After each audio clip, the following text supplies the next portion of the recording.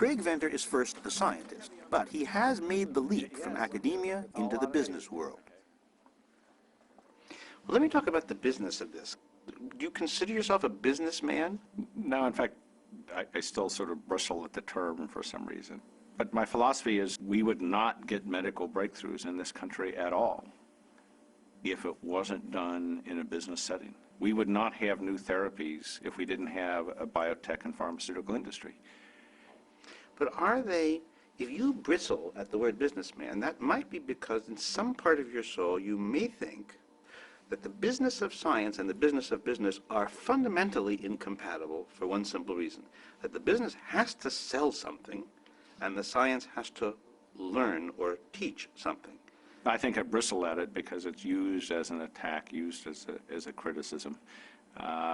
In this case, if the science is not spectacular, if the medicine is not spectacular, there will be no profits.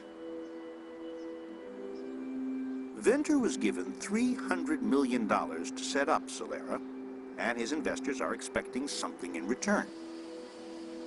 But how can they profit from the genome? At the moment, the company is banking on pure computer power.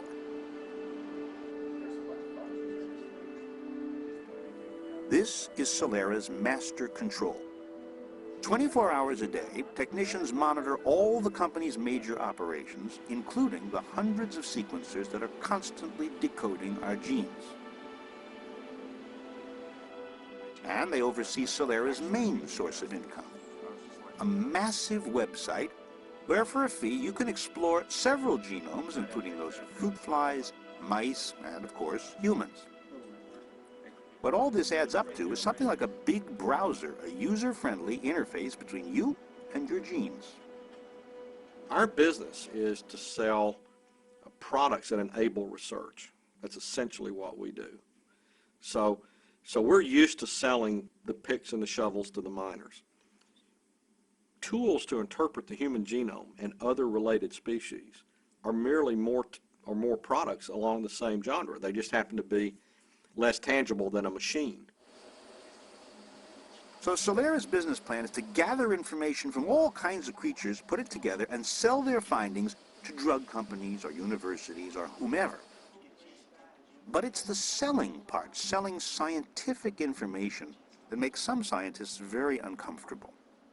This is a big change in the ethos of the scientific community, which is supposedly it was built upon the idea of communitarian values, of the free and open exchange of information, the fundamental idea that when you learn something, you publish it immediately, you share it with others.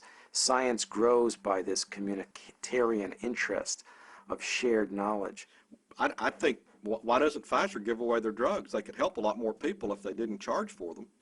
At what point is free really free? I mean, at some price level. Tony White has absolutely no problem with making money from the human genome. I hope we have a legal monopoly on the information. I hope our product is so good and so valuable to people that they feel that it's necessary to come through us to get it. Anybody that wants to can build all the tools that we're going to build. Whether or not they will choose to is a different matter. And which is the better business to be in, do you think? The landlord business or this you subscribe and I'll give you some information about anything you want business? They're both lousy businesses. The business They're to be lousy? They're lousy businesses by comparison with the real business. Make drugs.